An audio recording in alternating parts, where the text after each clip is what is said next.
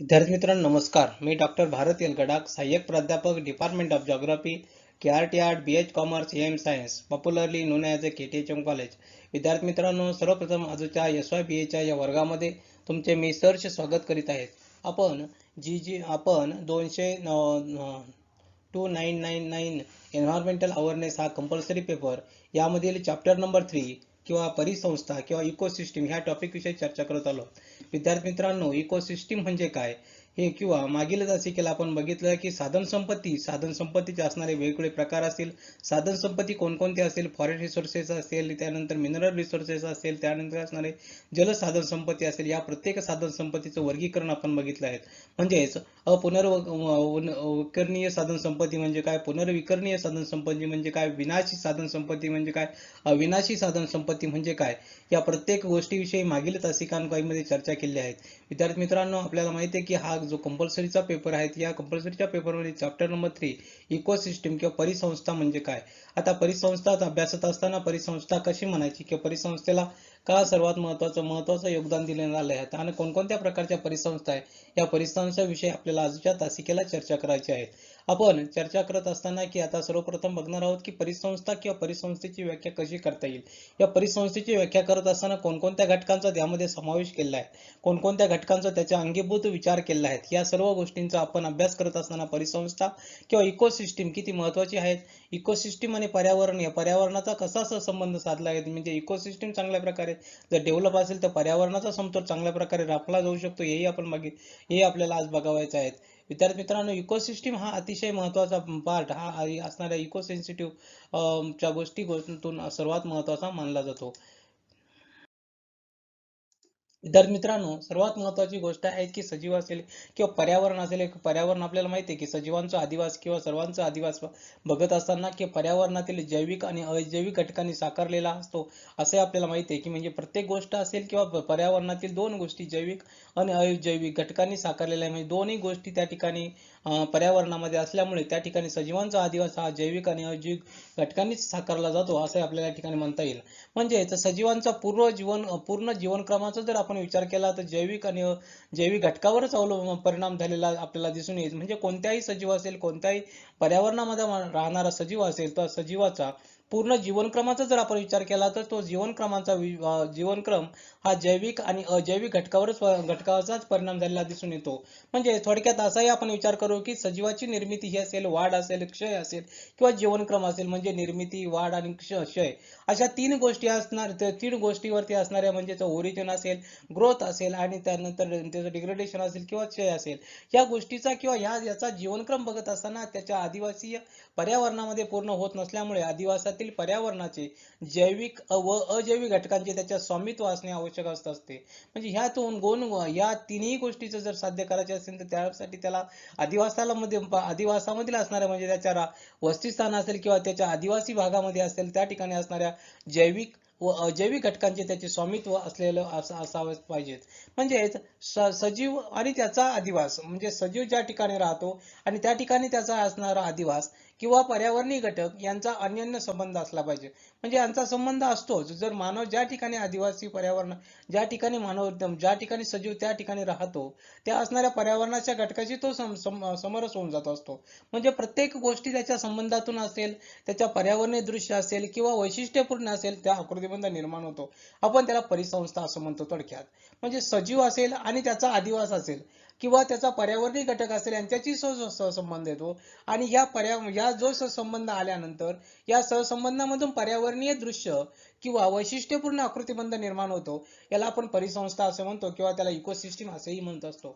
म्हणजे थोडक्यात असा विचार करूया की सजीव जग आणि प्राकृतिक पर्यावरणामध्ये असणारे परस्पर संबंध आणि त्यांच्यामध्ये घडणाऱ्या क्रिया, या प्रतिक्रियामधून परिसंस्था साकार होतात. म्हणजे सजीव असतील किंवा प्राकृतिक पर्यावरणामध्ये असणारे संबंध असतील, यामध्ये ज्या क्रिया घडतात, या क्रियांमधून जी गोष्ट साकारली जाते तिला आपण थोडक्यात परिसंस्था असाही आपण उल्लेख करू शकतो. आता या परिसंस्थाविषयीचा सर्वप्रथम विचार करत असताना ब्रिटिश इकॉलॉजिकल शास्त्रज्ञ असेल जी टान्सले याने 1935 साली ही संज्ञा मांडली किंवा ही फंडामेंटल कन्सेप्ट मांडली की परिसंस्था किंवा इकोसिस्टीम म्हणजे काय, ही मांडत असताना त्यांनी 1935 साली मांडली. आता टान्सले किंवा त्याच्या आधी कार्ल मोबिअसन या जर्मन जीवशास्त्रज्ञांनी सुद्धा सजीवाच्या पर्यावरणातील आंतरसंबंधाचे संशोधन करत असताना परिसंस्था ह्या कल्पनेला वेगळ्या शब्दात उहापोह केला होता. थोडक्यात एन जी टासलेच्या अगोदर पण कार्ल मोबिसन हा जर्मन जीवशास्त्रज्ञ किंवा बॉटनिस्ट या विचारवंताने सुद्धा मानव किंवा सजीव असेल त्याचा पर्यावरणाची काय संबंध आहे आणि पर्यावरणाचा सहसंबंध अभ्यासत असताना त्या परिसंस्था किंवा इकोसिस्टीम किती महत्वाची याचाही गोष्टीचा विचार त्या ठिकाणी त्याने विचार केला होता. आता पुढे गेल्यानंतर आपण असा विचार करूया की परिसंस्थेची व्याख्या करत असताना वेगवेगळ्या शास्त्रज्ञ असतील, वेगवेगळ्या विचारवंतांनी असतील परिसंस्थेची व्याख्या कशी केली, म्हणजे डेफिनेशन ऑफ इकोसिस्टीम ह्याचा विचार आपल्याला करावा लागणार आहे की कशी त्याची इकोसिस्टीमची डेफिनेशन त्यांनी केली आहे. आता ए.जी. टासले यांनी 1935 सालीची व्याख्या सांगत असताना त्याने असं म्हटलं, त्याच्या मतानुसार असं सांगितलं की सजीवांचे संकुल आहे. या संकुलामध्ये व ते ज्या अधिवासात राहतात तो आदिवासी ज्याच्या संयुक्त स्वरूपाला म्हणजे सजीव असतील त्यांचं संकुल असेल किंवा ज्या भागामध्ये राहतो किंवा ज्या आदिवासामध्ये राहतो त्या आदिवासाच्या हाचा जो संयुक्त स्वरूप आहे या संयुक्त स्वरूपाला त्याने परिसंस्था असं म्हटलं. म्हणजे सजीवांचे संकुल असेल किंवा त्याच्या आदिवासामध्ये राहत असेल या सर्वांच्या संयुक्त स्वरूपाला म्हणजे जो त्या ठिकाणी असणारा जो भूभाग असेल किंवा ती गोष्ट असेल त्या सर्व गोष्टींना त्याने परिसंस्थाचा म्हणले आहे. त्यानंतर पुढची एक व्याख्या सांगत असताना F.R. फॉसबर्ग या शास्त्रज्ञांनी व्याख्या करत असताना त्याच्या असं मतानुसार आलं एक किंवा एकापेक्षा अधिक सजीव किंवा आणि त्यांचे भौतिक आणि जैविक पर्यावरण यांच्यातील आंतरक्रियामुळे कार्यान्वित होणारी वैशिष्ट्यपूर्ण प्रणाली म्हणजे परिसंस्था होय. म्हणजे एक किंवा एकापेक्षा अधिक सजीव आणि त्यांचे भौतिक किंवा जैविक पर्यावरण यांच्यातील आंतरक्रियामुळे कार्यान्वित होणारी जी प्रणाली निर्माण होते किंवा वैशिष्ट्यपूर्ण अशी प्रणाली निर्माण होते त्याला परिसंस्था असे म्हणलं. म्हणजे थोडक्यात असं सांगत असताना की अनेक सजीव असतील त्यांचा पर्यावरणाशी असताना जो सहसंबंध येतो त्याच्यामुळे एक वैशिष्ट्यपूर्ण अशी प्रणाली निर्माण होते. या प्रणालीला F.R. फॉसबर्ग यांनी परिसंस्था म्हटलं आहे असे आपल्याला या ठिकाणी नमूद करता येईल. आता त्यापुढचा नेबेल नावाचा एक शास्त्रज्ञ आहे. नेबेल नावाच्या शास्त्रज्ञाने याच्या मतानुसार असा विचार केला की परिसंस्था म्हणजे असेल परिसंस्था विचार करत असताना पृथ्वीवरील विविध वर्गीय जीवांचा म्हणजे पृथ्वीवरील विविध वर्गीय जीवांच्या परस्पर आंतरक्रिया व त्याचे पर्यावरण याचा थोडक्यात विचार करत असताना त्याने सांगितलं की जे वेगवेगळ्या प्रकारचे जंतू आहेत त्या जीवांचा आणि पर्यावरणाचा असलेला आंतरक्रियांचा अभ्यास करणारं ज्या गोष्टी असतात त्याला आपण परिसंस्था म्हणूया. त्याच्यानंतर पुढे गेल्यानंतर आपल्याला डॅनियल चिरास याच्या मतानुसार असं सांगता येतं की जैविक असेल, प्राकृतिक असेल व रासायनिक घटक असेल यांच्यामधील असलेलं परस्परावलंबत्व किंवा गतिशीलता यांचे तंत्र म्हणजे परिसंस्था होय. म्हणजे याच्या डॅनियल चिरासच्या मतानुसार असं आपल्याला म्हणता येईल की जैविक असेल, प्राकृतिक असेल व रासायनिक घटक असेल या सर्व घटकांचा जर आपण विचार केला यातील परस्परावलंबत्व असेल, याची गतिशीलता असेल, याच्यामुळे ज्यामुळे हे तंत्र असतं या तंत्राचा विचार करत असताना त्यांनी परिसंस्था असं म्हटलं गेलं आहे. म्हणजे थोडक्यात हाही विचार आपण करत असताना या गोष्टी सांगत असताना सजीव आणि पर्यावरण असेल यांचा जो आंतरसंबंधाचा विचार येतो आंतरसंबंधाचा विचार करणारी गोष्ट असेल तर आपण त्याला परिसंस्था असं म्हणूया. म्हणजे थोडक्यात आपल्याला समजेल की परिसंस्था म्हणजे काय. आता जॉन टर्क याच्या मतानुसार आपण परिसंस्थेची व्याख्या करत असताना वनस्पती असेल, प्राणी असेल व प्राकृतिक घटक असेल तसेच त्यांच्या आंतरक्रिया असेल यांचा समावेश असलेली व्यवस्था म्हणजे परिसंस्था होय. म्हणजे थोडक्यात सर्वात महत्वाची गोष्ट असतील वनस्पती, प्राणी, प्राकृतिक घटक थोडक्यात पर्यावरणीय घटक असतील या सर्वांचा आंतरक्रिया एकमेकाशी झालेल्या आहेत. म्हणजे या आंतरक्रियांचा समावेश असलेली जी व्यवस्था असते किंवा जे स्वरूप असतं त्या स्वरूपाला किंवा ज्या व्यवस्थेला त्याने परिसंस्था असं म्हणतात. म्हणजे थोडक्यात या वेगवेगळ्या प्रकारच्या व्याख्या करत असताना वेगवेगळ्या शास्त्रज्ञांनी पर्यावरण, सजीव आणि पर्यावरण किंवा आदिवास या सर्व गोष्टींचा एकमेकाशी असलेला परावलंबत्व असेल, एकमेकाशी आंतरक्रिया असतील या प्रत्येक गोष्टी सांगत असताना त्यांनी असं सांगितलं की याला परिसंस्था असं म्हणायचं. म्हणजे परिसंस्थेची व्याख्या करत असताना त्यांनी दोन गोष्टीला सर्वात महत्वाची गोष्ट लक्षात दिली आहे की पर्यावरण आणि सजीव, पर्यावरण आणि सजीव या दोन गोष्टींमध्ये झालेला आंतरक्रियाला त्यांनी परिसंस्था म्हटलेला आहे. अशा सर्व व्याख्यांचा विचार केल्यानंतर आपल्याला कळतं. आता याही नंतर पुढे गेल्यानंतर आपल्याला बघत असताना काय माधवन यांनी एक व्याख्या केली.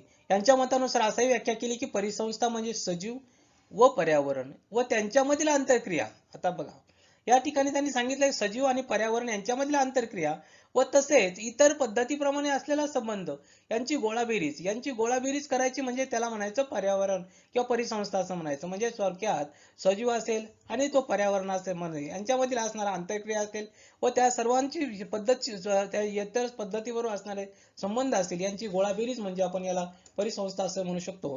किंवा त्याही पुढे गेल्यानंतर आपल्याला असे एक व्याख्या करता येईल की भौतिक व जैविक पर्यावरणाच्या चिरस्थायी आंतरक्रियांनी अनुबंधित असलेल्या सजीवास किंवा सजीव समूह परिसंस्था असं म्हटलं आहे. म्हणून भौतिक असेल, जैविक असेल किंवा पर्यावरणाशी असलेले चिरस्थायी आंतरक्रियांनी अनुबंधित असलेल्या सजीवास किंवा सजीव समूह परिसंस्था असेल आपण असंही म्हणू शकतो. आता सजीव हा घटक असेल किंवा पर्यावरणातील घटक असेल यांच्यातील क्रमबद्ध आंतरक्रियाचा वैशिष्ट्यपूर्ण संघटन म्हणजे परिसंस्था होय अशी आपल्याला एक दुसरी व्याख्या करता येईल. म्हणजे सजीव घटक आहे व पर्यावरणीय घटक आहेत यांच्यामधील असणारा क्रमबद्ध असेल किंवा आंतरक्रियांचं वैशिष्ट्यपूर्ण संघटन असेल या सर्वांचा विचार करून आपण त्याला परिसंस्था एक असं म्हणता येईल. आता ईपी ओडम याने 1971 साली याच्या मतानुसार एक परिसंस्थेची व्याख्या मांडली. आता ही व्याख्या मांडत असताना त्यांनी काही त्याचं मत व्यक्त केलं की विशिष्ट क्षेत्रातील कोणत्याही एकातील सजीव पर्यावरण यांच्यातील अन्योन्य क्रियामधून ऊर्जेचा एक प्रवाह सुरू होतो. आता यांच्यातील असणाऱ्या आंतरक्रियेमधून एक ऊर्जेचा प्रवाह सुरू होतो. त्याद्वारे त्या सजीव व असजीव घटकांमध्ये पदार्थाची देवाणघेवाण होते. या म्हणजे त्या असणाऱ्या सजीव आणि असजीव घटकामधील पदार्थांची देवाणघेवाण होते. याला त्याने परिसंस्था असं म्हटलंय. म्हणजे पर्यावरणाचा असणारा सजीव असेल किंवा प्राकृतिक पर्यावरण असेल यांच्यातील झालेल्या अनन्य क्रियांमधून किंवा असणाऱ्या आंतरक्रियांमधून एक प्रवाह सुरू होतो आणि त्यातून सजीव असेल किंवा असजीव असेल घटकामध्ये जी पदार्थाची देवाणघेवाण होते त्याला परिसंस्था असं म्हटलेलं आहे असं आपल्याला या ठिकाणी नमूद करता येईल. आता यानंतर पुढे गेल्यानंतर असे आपल्याला म्हणता येईल की परिसंस्था हे एक संकीर्ण जाळं आहे.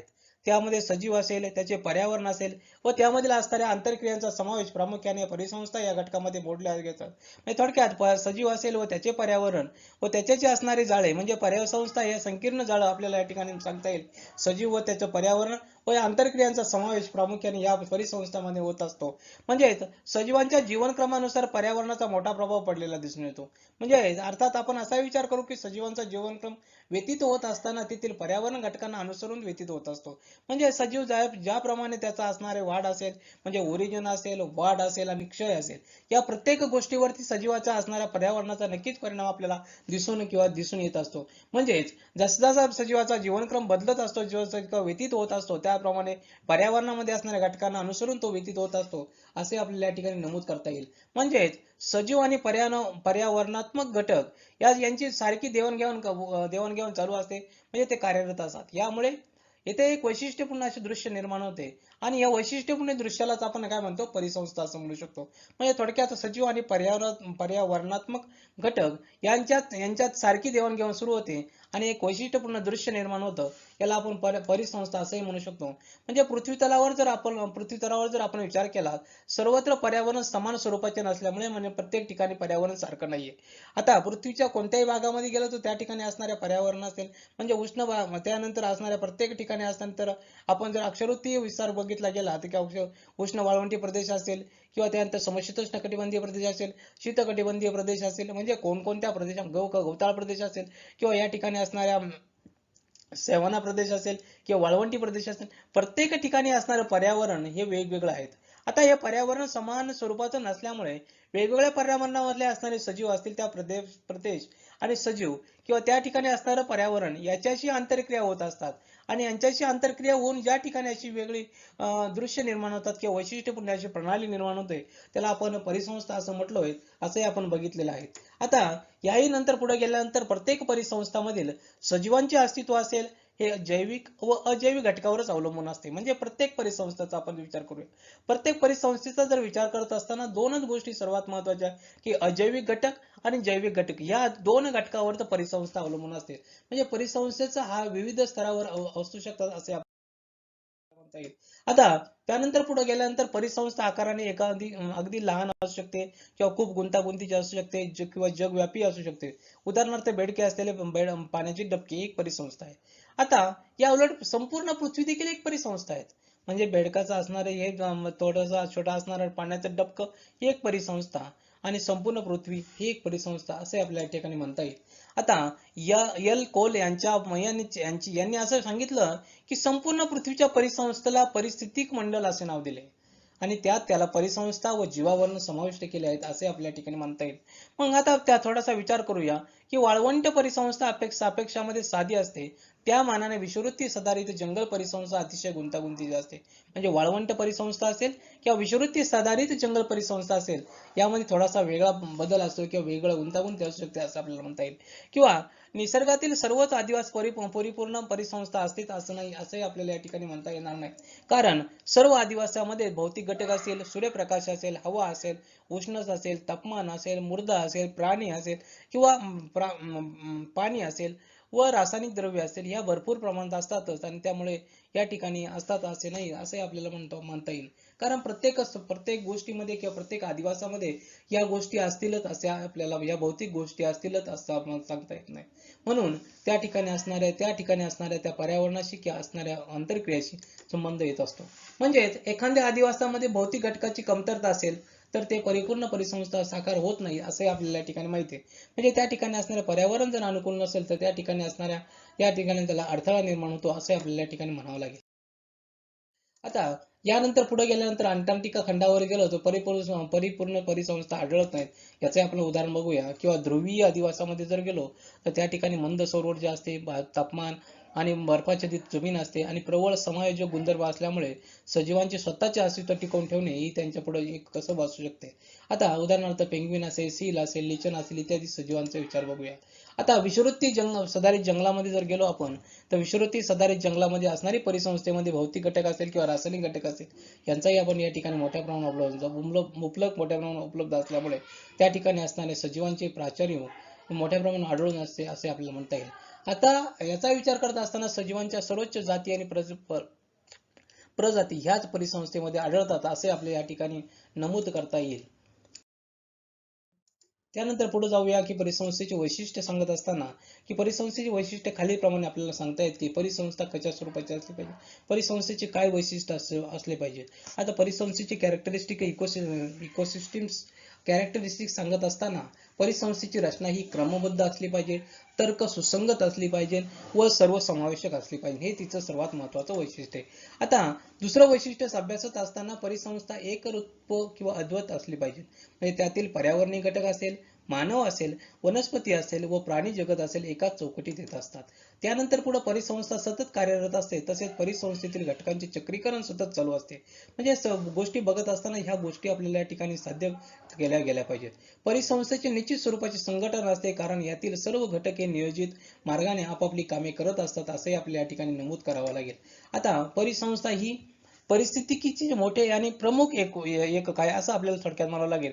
त्यामध्ये जैविक असतात, अजैविक घटक देखील असतात. अशा दोन्ही प्रकारचे घटक त्या ठिकाणी असून त्याद्वारे पोषक द्रव्यांचे चक्रीकरण घडून येत असते आणि त्यापासून एक उष्ण ऊर्जा प्रवाह निर्माण होत असतो. म्हणजे थोडक्यात असं आपल्याला या ठिकाणी म्हणता येईल की परिसंस्था हे परिस्थितिकीचे सर्वात मोठाचे एक रूप आहे आणि त्यामध्ये जैविक आणि अजैविक अशा वेगवेगळ्या प्रकारचे म्हणजे दोन घटक असल्यामुळे त्या ठिकाणी पोषण द्रव्याचे चक्रीकरण होऊन ऊर्जा प्रवाह निर्माण होतात असं आपल्याला या ठिकाणी परिसंस्थेचे एक वैशिष्ट्य आपल्याला सांगता येईल. म्हणजे थोडक्यात असा आपण विचार केला की त्या ठिकाणी सर्व घटक हे नियोजित मार्गाने आपापली कामे करत असतात. त्यानंतर त्या घटकांचे चक्रीकरण चालू असते. त्यानंतर त्या ठिकाणी एका चौकटीत येत असतात. त्यानंतर सर्व समावेशक असतात. ही काही परिसंस्थेची काही वैशिष्ट्य आपल्याला या ठिकाणी नमूद करता येईल. त्यानंतर पुढचं वैशिष्ट्य बघत असताना आपल्याला असं बघता येईल की परिसंस्थेचं कार्य जे असतं, ऊर्जा प्रवाह असतो, पोषक द्रव्याचे चक्रीकरण असते, यावर अवलंबून असतं असं आपल्याला म्हणावं लागेल. म्हणजेच परिसंस्थेमधील ऊर्जा प्रमाण असेल, वनस्पती असेल किंवा उत्पादकांकडून निश्चित केली जाते. म्हणजे परिसंस्थेची ऊर्जा प्रमाण कसं आहे हे वनस्पती असेल किंवा उत्पादक असेल किंवा प्रोड्युसर असेल यांनी निश्चित करत असतो. थोडक्यात वनस्पतीचं परिसंस्थेमधील ऊर्जा प्रमाण निर्माण करण्यासाठी सर्वात महत्वाचा घटक असतो तो प्रोड्युसर, आणि प्रोड्युसर म्हणजे वनस्पती यांनी ते निश्चित करून ठेवले आहेत असं आपल्या ठिकाणी म्हणावं लागेल. म्हणजेच परिसंस्थेचे प्रमुख कार्यात्मक एकक म्हणजे जीवसंख्या वाढ होय. थोडक्यात कार्यात्मक एकक जर आपण विचार केला तर त्या ठिकाणी जीवसंख्या वाढ करणे हे आहे. ते एक विशिष्ट कार्यात्मक स्थल व्यापतात आणि ऊर्जा प्रवाह किंवा पोषक द्रव्यांचे चक्रीकरण यात महत्वाची भूमिका ते बजावत असतात असे आपल्याला या ठिकाणी नमूद करता येईल. म्हणजे थोडक्यात ह्या गोष्टी आपण सांगत असताना किंवा परिसंस्थेचे प्रमुख कार्यात्मक एकक असेल म्हणजे जीवसंख्या वाढ असेल किंवा एक विशिष्ट कार्यात्मक स्थल व्यापतात आणि ऊर्जा प्रवाह किंवा पोषक द्रव्यांचे चक्रीकरण यात महत्त्वाची भूमिका बजावत असतात असे आपल्याला या ठिकाणी नमूद करता येईल. आता त्यानंतर परिसंस्था ह्या पृथ्वीवर लहान लहान भौगोलिक एककात विभागल्या जातात असे आपल्याला या ठिकाणी म्हणावं लागेल. म्हणजे परिसंस्था असेल की लहान लहान असतात भौगोलिक एककामध्ये. म्हणजे भौगोलिक एकक म्हणजे एखाद्या प्रदेशापुरते मर्यादित असू शकतात, एखाद्या मोठमोठ्या प्रदेशापुरते मर्यादित असू शकतात, एखाद्या एखाद्या तळ्याभोवती मर्यादित असू शकतात, एखाद्या जंगलाभोवती मर्यादित असू शकतात. म्हणजे प्रत्येक गोष्टी असणाऱ्या त्या प्रत्येक वेगवेगळ्या भौगोलिक एककामध्ये त्या विभागलेल्या असू शकतात. म्हणून त्या ठिकाणी वेगवेगळ्या परिसंस्था आपल्याला अभ्यासता येतील. म्हणजेच परिपूर्ण असेल, परिपक्व असेल परिसंस्थेमध्ये त्याज्य पदार्थाचे प्रमाण कमी असेल, तसेच ऊर्जेचा साठा असतो हा कमी प्रमाणात केलेला असतो. म्हणून कारण ऊर्जा प्रवाह वेगवेगळ्या मार्गाने काम करत असतात असे आपल्या या ठिकाणी नमूद करता येईल. अशा प्रकारे विद्यार्थी मित्रांनो, आज आपण परिसंस्था म्हणजे काय, परिसंस्थेचे वेगवेगळ्या व्याख्या असतील, वेगवेगळ्या शास्त्रज्ञांनी केलेल्या व्याख्या आहे याचा आपण या ठिकाणी आजच्या तासिकेला विचार केला आहे. विद्यार्थी मित्रांनो, पुढील आपण याविषयी आजच्या तासिकेत कोणाच्या मनात काही प्रश्न शंका निर्माण झाली असेल, या ठिकाणी माझा ईमेल आयडी दिला आहे, त्या ठिकाणी आपण ईमेल करू शकता. विद्यार्थी मित्रांनो, पुढील तासिकेला आपण बघणार आहोत की ह्या असणाऱ्या परिसंस्था असेल, ह्या परिसंस्थेचे वेगवेगळे प्रकार किंवा वेगवेगळे वर्गीकरण कशा प्रकारे केले आहेत. वर्गीकरण करत असताना त्यांनी कोणकोणत्या गोष्टीला आधारभूत मानला आहे त्याचा विचार आपल्याला पुढील तासिकेला करणार आहोत. तोपर्यंत धन्यवाद. Thank you very much.